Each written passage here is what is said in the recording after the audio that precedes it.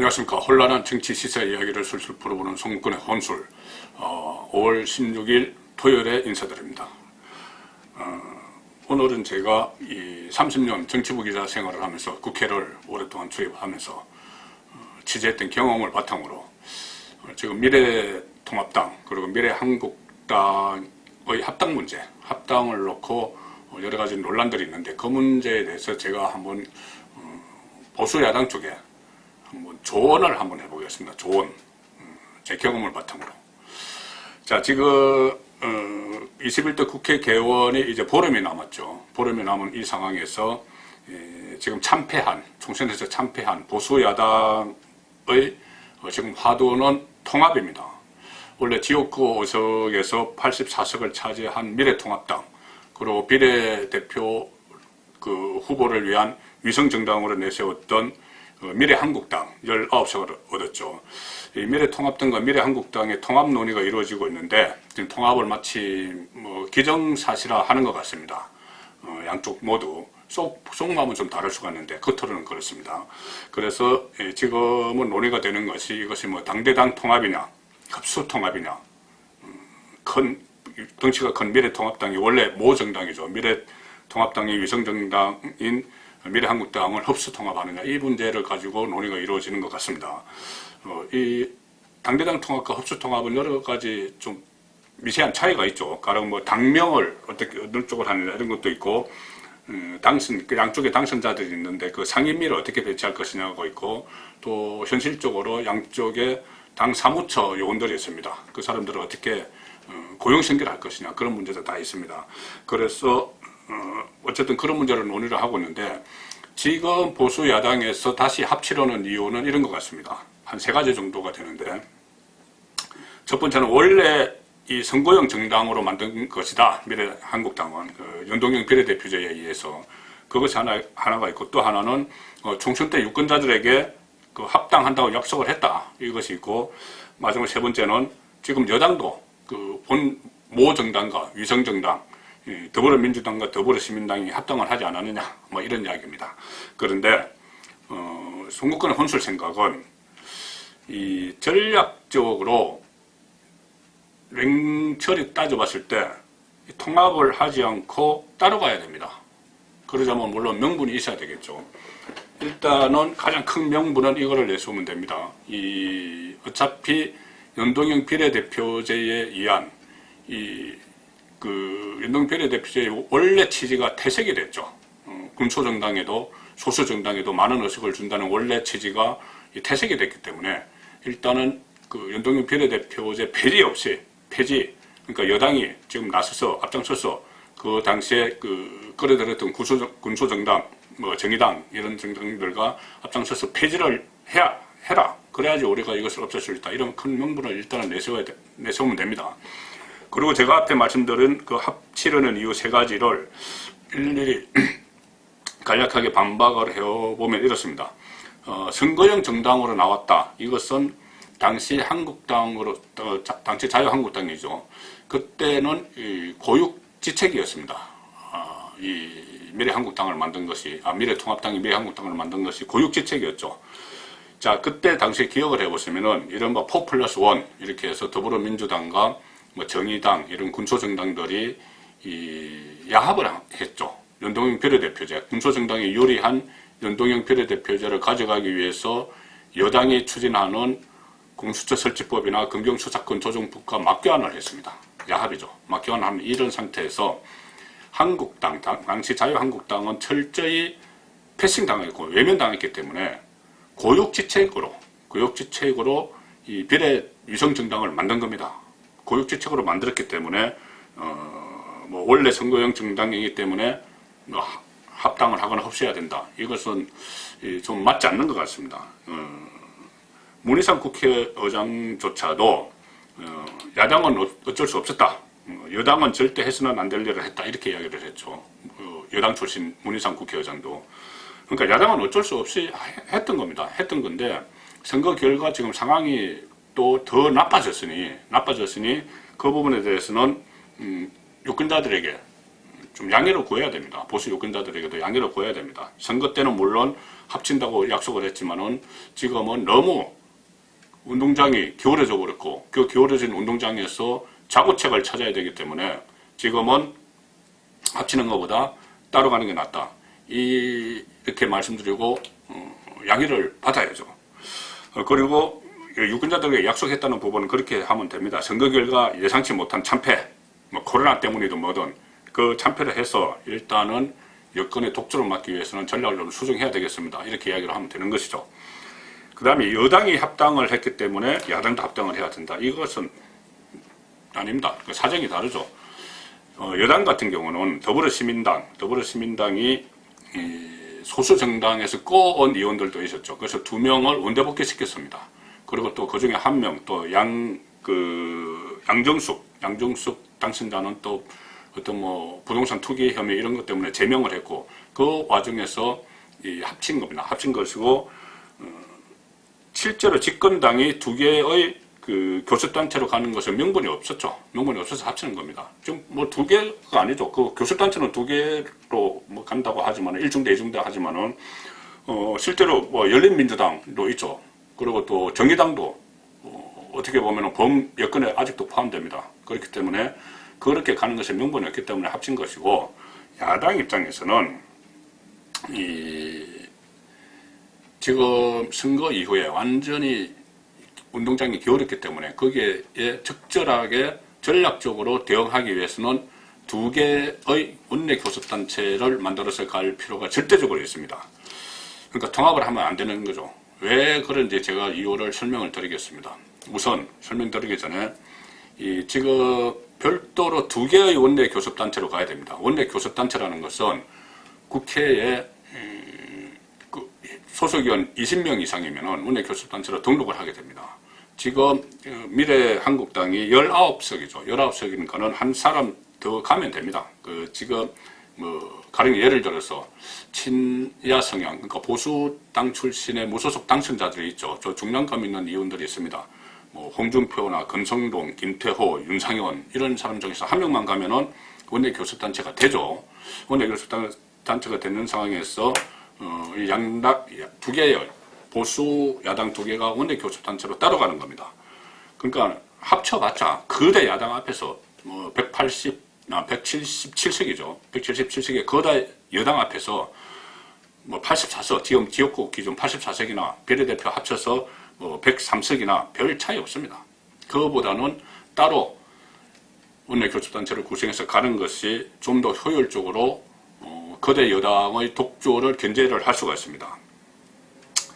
자, 우선 당장 어떻게 되냐면은 어떻게 견제를 할 수 있는지 보겠습니다. 당장 눈앞에 닥친 일이 뭐냐면은 원구성 협상입니다. 좀 여야 모두 원내대표가 바뀌었죠. 원구성 협상 들어갑니다.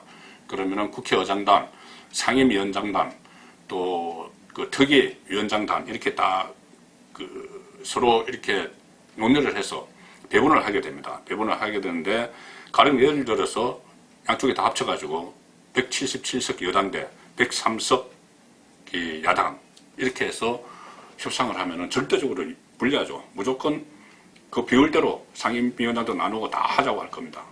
그런데 반면에 원내 교섭단체를 2개를 가지고 들어간다면 보수정당이 여당은 원내 교섭단체 하나고 물론 뭐 덩치는 차이가 있지만은 야당은 원내 교섭단체 2개면은 뭐 특위 하다못해 특위위원장이라도 하나 더 가지고 갈 수가 있습니다. 그것이 현실적으로 상당히 유리한 입장이죠. 유리한 입장이 되는 것이죠.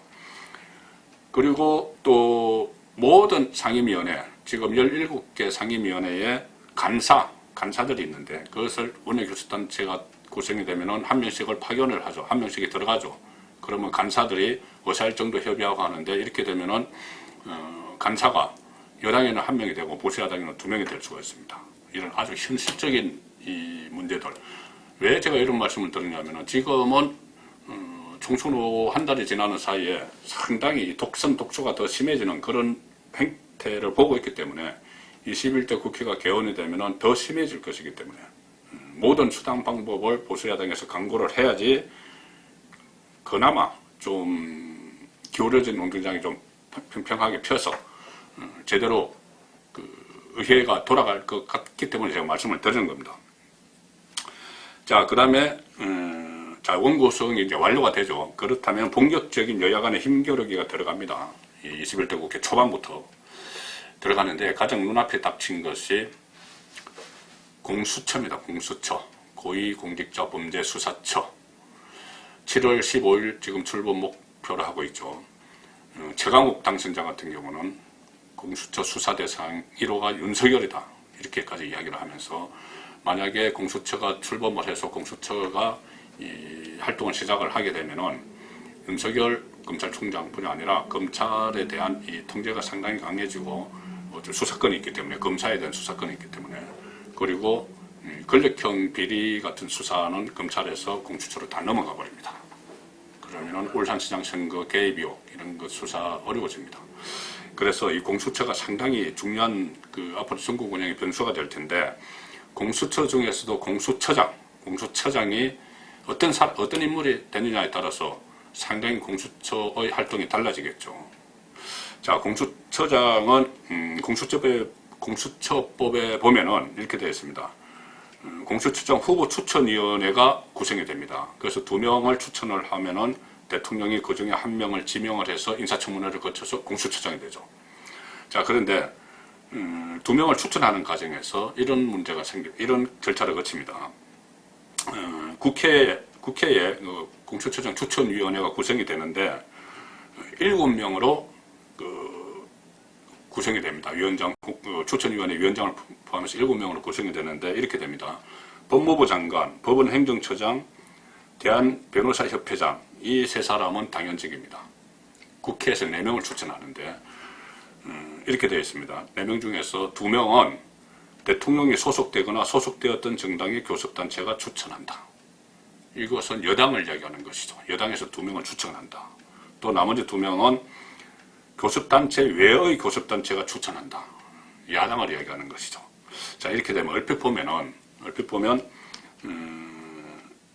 그리고 이 7명 중에서 6명 이상이 찬성을 해야지 그 추천이 되는 겁니다. 그러니까 1명이 반대하면 괜찮고 2명이 반대하면 추천을 못하는 그런 구도죠. 그래서 얼핏 보면은 이 야당 교섭단체가 2명을 추천하니까는 이 야당 2사람이 다 반대하면은 결국은 안 되는 거 아니냐. 그러니까 미래통합당과 미래한국당이 합쳐서 하나의 교섭단체가 구성되더라도 여기서 추천하는 2사람이 어떤 특정인을 반대를 하면은 안 되는 거 아니냐, 공수처장에 임명 안 되는 거 아니냐 이렇게 생각을 할 수가 있습니다. 자, 그런데 여기에 또 꼼수가 하나 생깁니다. 뭐냐 하면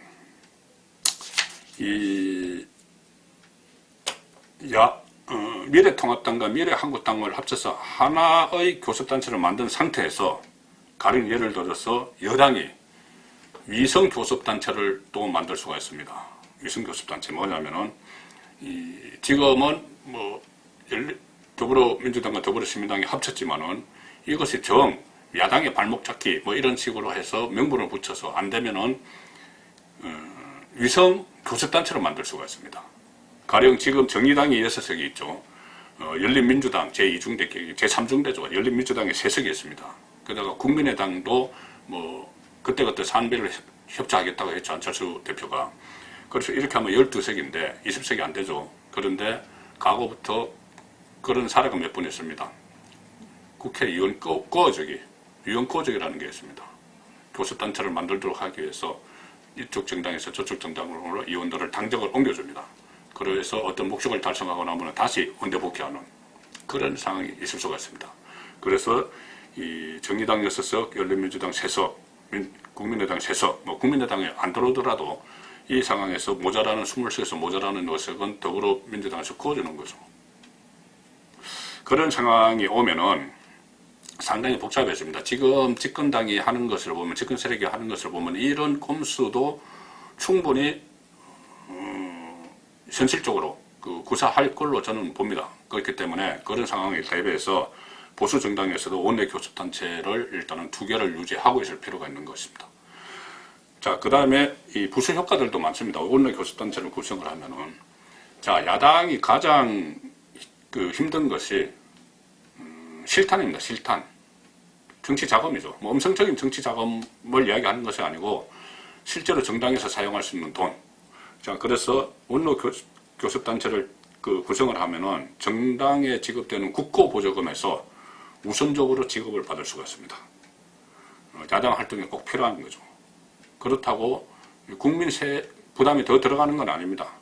국고보조금은 딱 총량이 있기 때문에 거기서 어느 쪽이 더 많이 가져가고 이런 이야기가 되는 것이죠. 그렇기 때문에 이 국고보조금을 우선 지급받는 원내교섭단체 두 개에서 이 문제도 상당히 무시할 수 없는 현실적인 문제입니다. 그리고 교섭단체를 구성을 하게 되면은 정책연구위원이나 또 지원을 받고 입법지원비 이런 것도 더 많이 지원을 받습니다. 또 각 상임위원회에서 발언 시간, 또 발언자 수를 조정하는 데 참여를 하고 본회의가 열리죠. 그러면 대정부 질문을 해서 총리와 장관들을 세워놓고 질문을 하게 되는데 그때도 더 많은 발언권을 가질 수가 있습니다.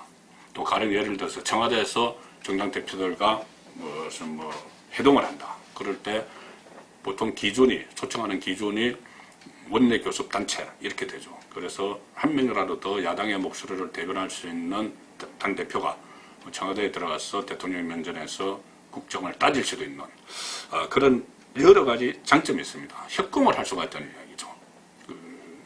숫자는 똑같지만 둘 합하면은 103석 숫자는 똑같지만은 양쪽으로 딱 나눠서 하면은 더욱더 효과적으로 실질적으로 거대 여당의 독주를 막을 수 있다.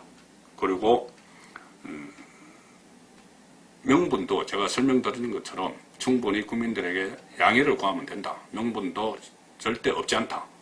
명분과 실리 모두가 두 개의 교섭단체로 가는 것, 그것이 그나마 거대 여당 집권 세력의 독주, 독선을 견제할 수 있는 길이다. 송국근의 홈술은 그렇게 판단을 하고 있습니다. 주호영 원내대표, 또 곧 비대위가 구성되던 새로운 당대표가 나오던 지도부, 그리고 또 미래한국당을 지금 이끌고 있는 원유철 대표, 그나마 들어야 될 이야기가 아닌가 싶습니다.